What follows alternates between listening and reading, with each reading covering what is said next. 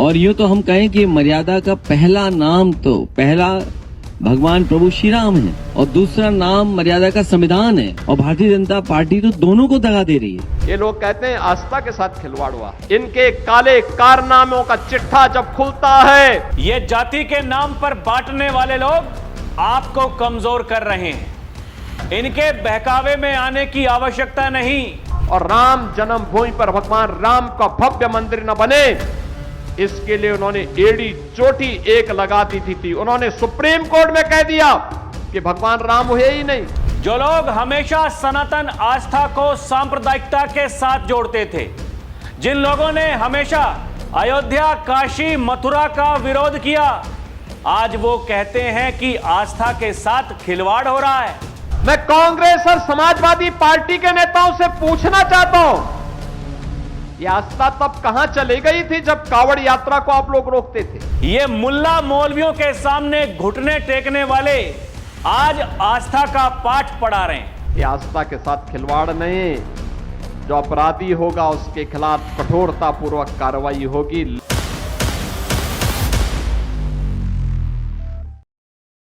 दर्शकों नमस्कार, DNP India देख रहे हैं आप, साथ हूं मैं आपके राहुल चौधरी। सपा के मुखिया अखिलेश यादव जी का आज जन्मदिन है।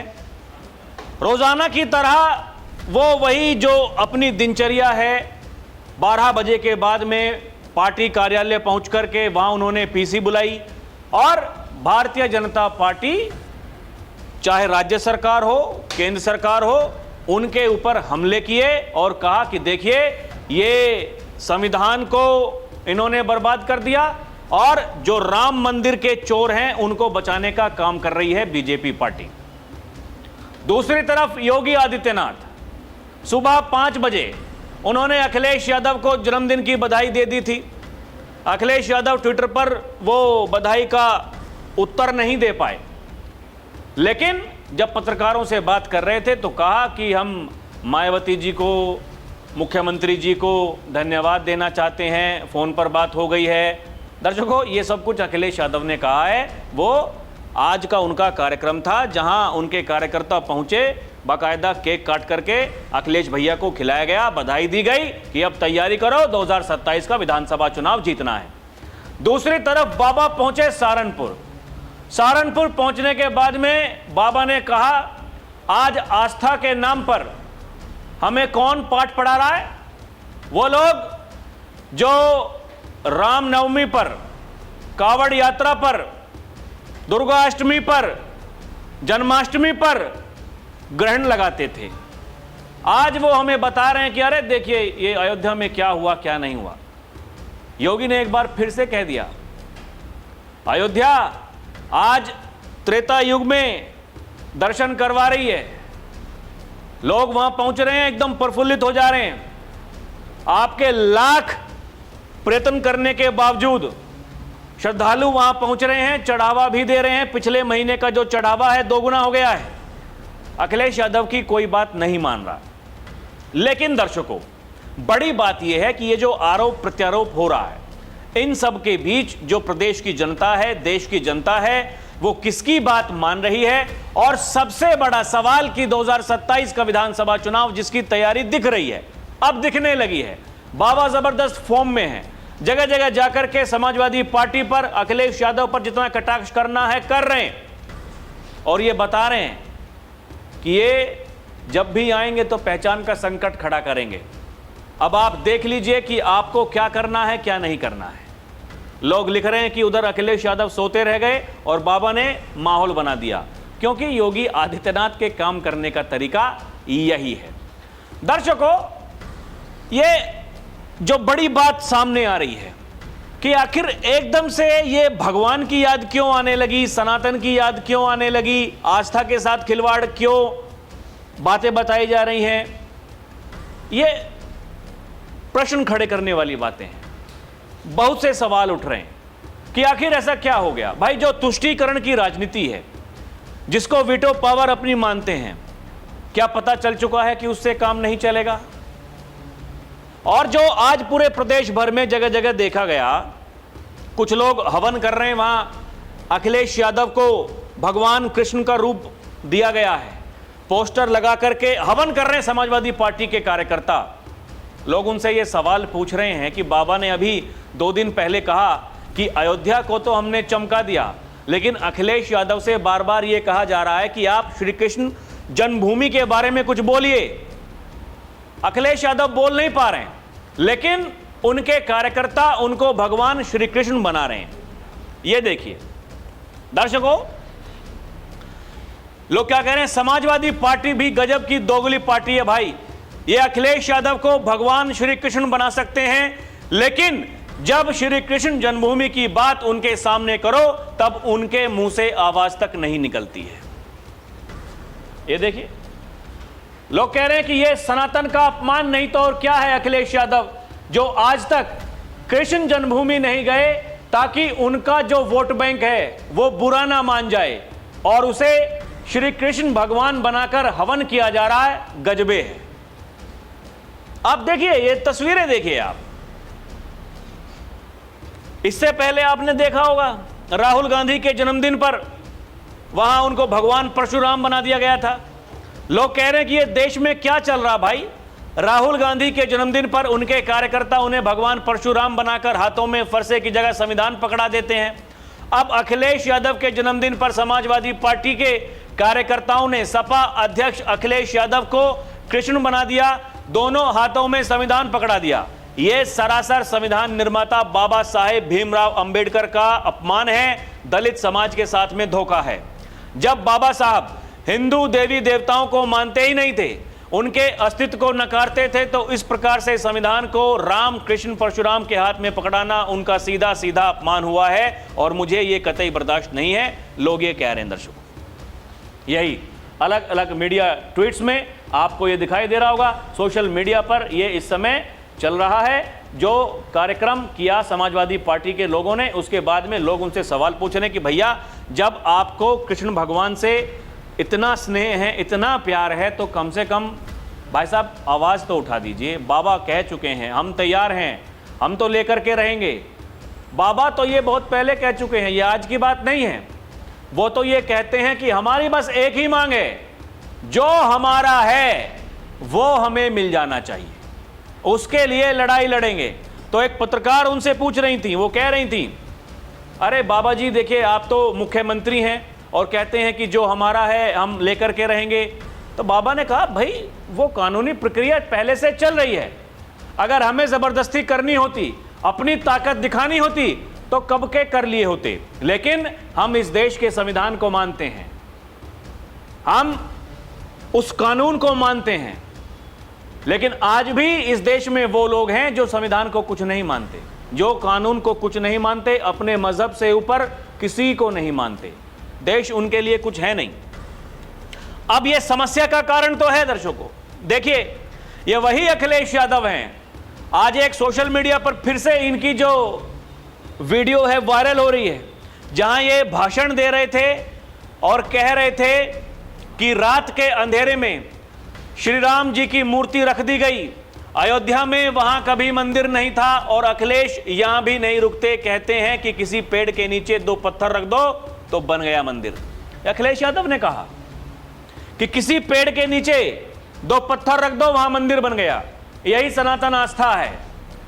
वही अखिलेश यादव आज कह रहे हैं कि श्री राम, मर्यादा पुरुषोत्तम श्री राम जो हमें मर्यादा सिखाते हैं। जो अखिलेश यादव आज बात बता रहे हैं, इस बात को बाबा पता नहीं कब से बताते हुए आ रहे हैं।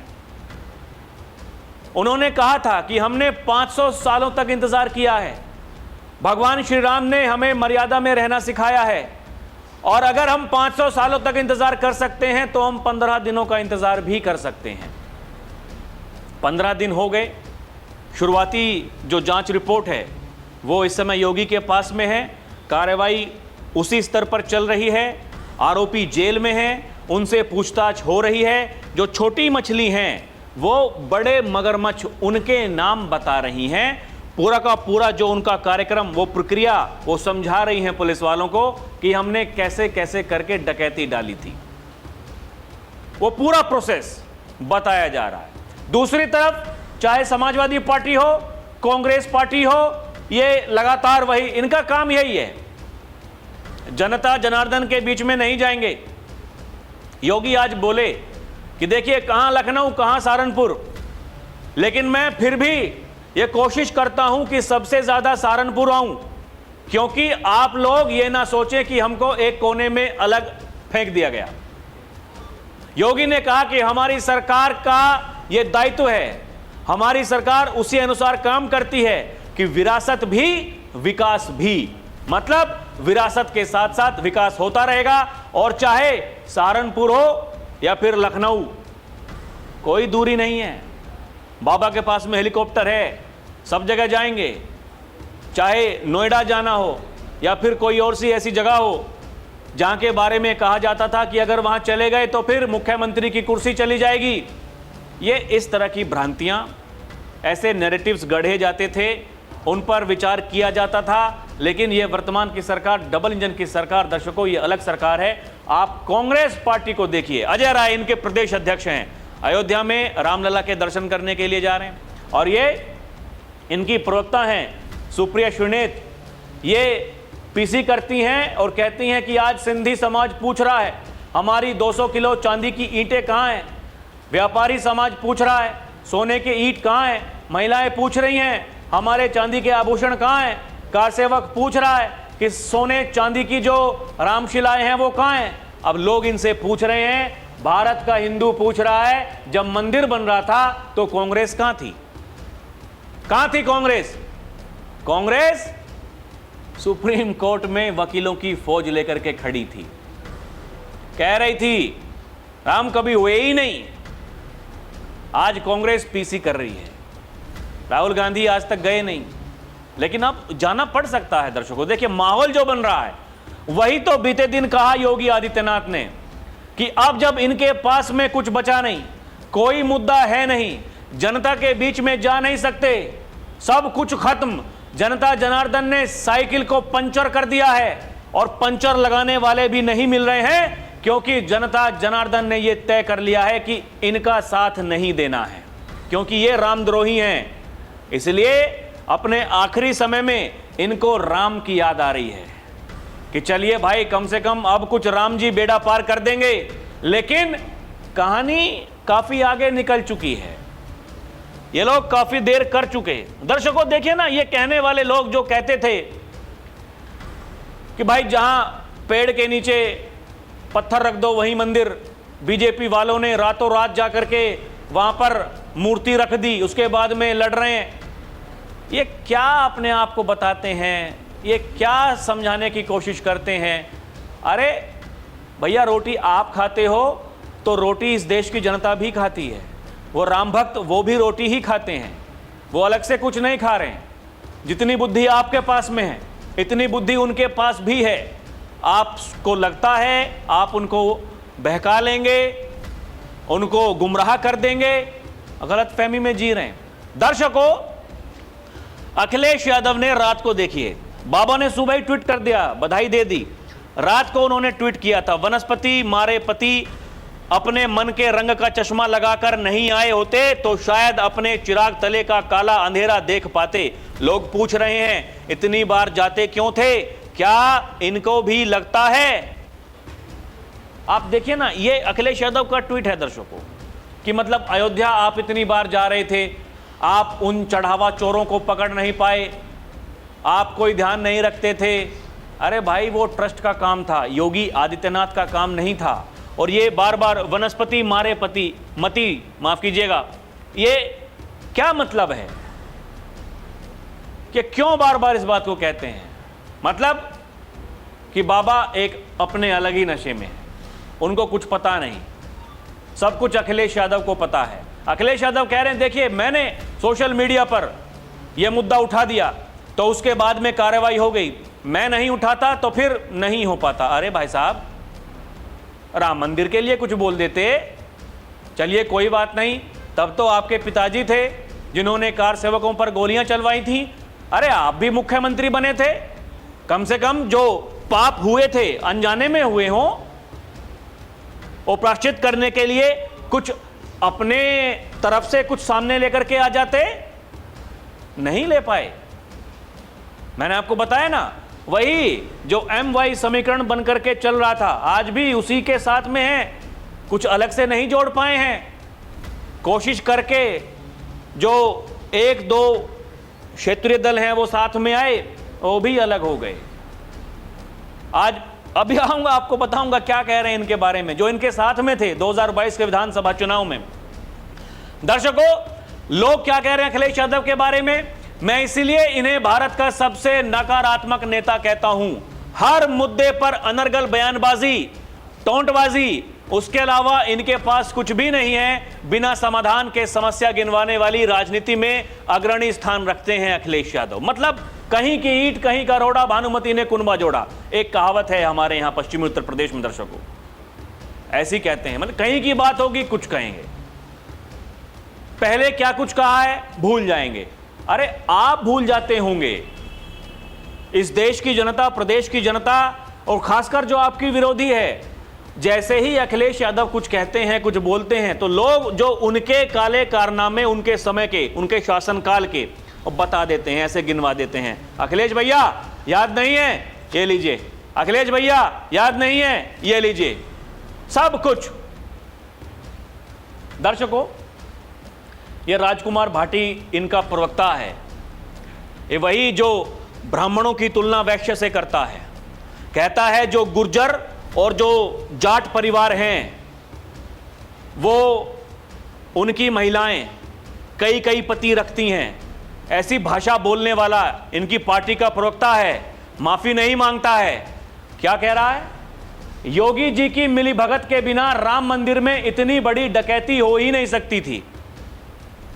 ये देख रहे हैं इनकी भाषा शैली, इनका बोलने का तरीका, योगी जी की मिलीभगत। अरे योगी कहां लेकर के जाएगा उस डकैती करके, कहां लेकर के जाएगा भाई?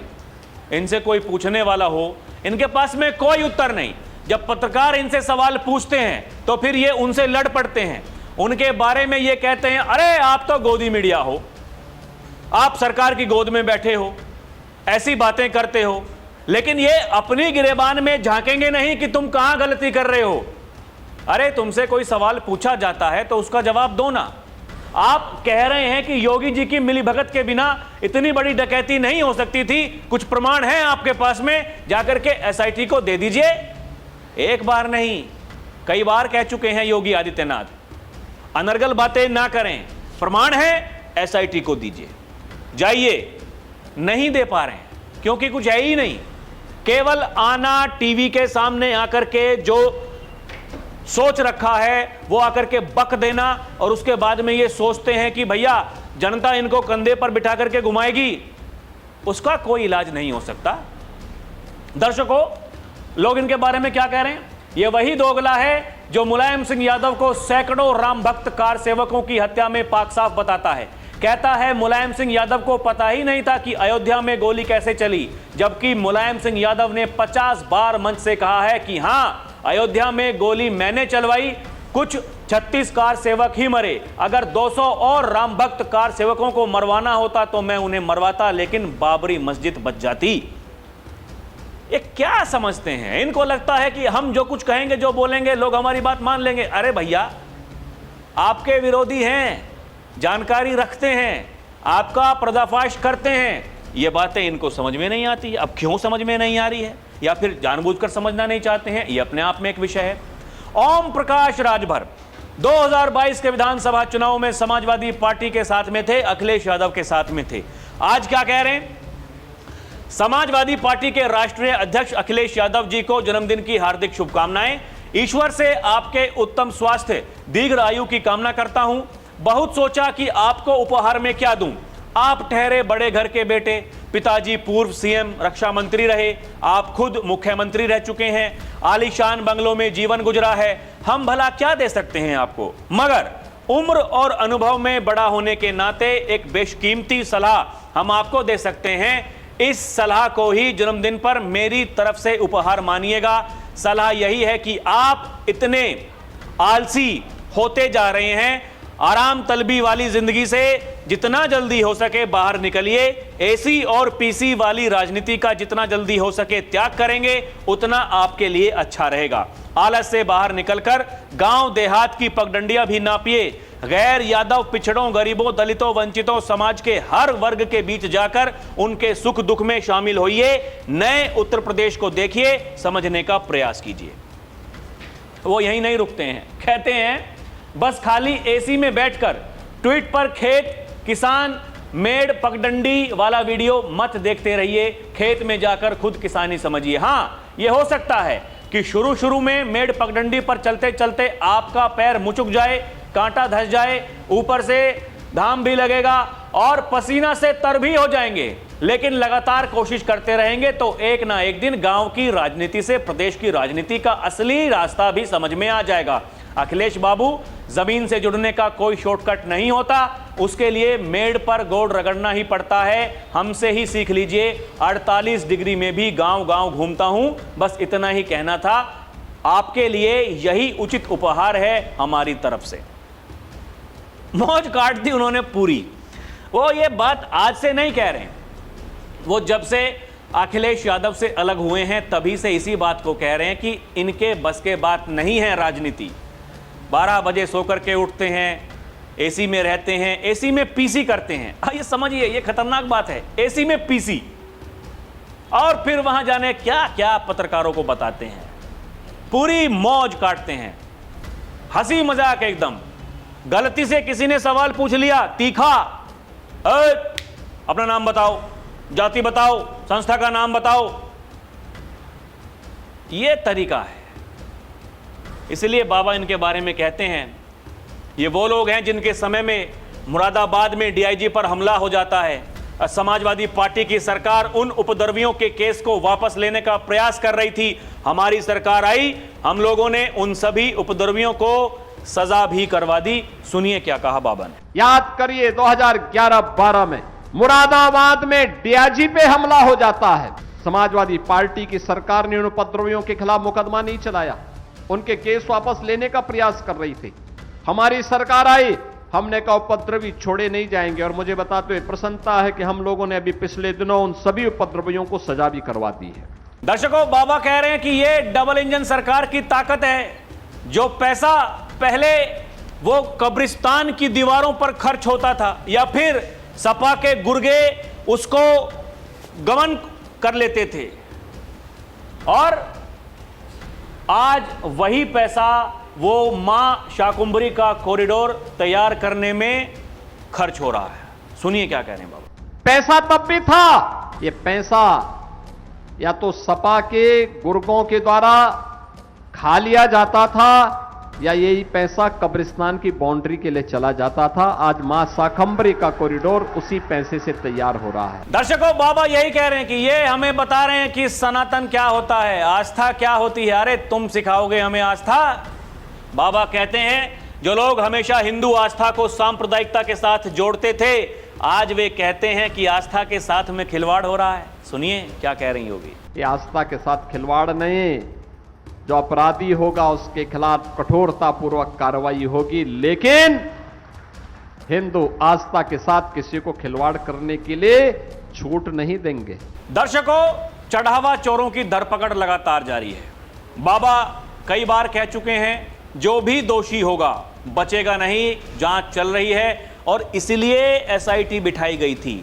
जांच इसलिए हो रही है कि उनको पकड़ा जाए, उनके पापों की सजा उनको दी जाए।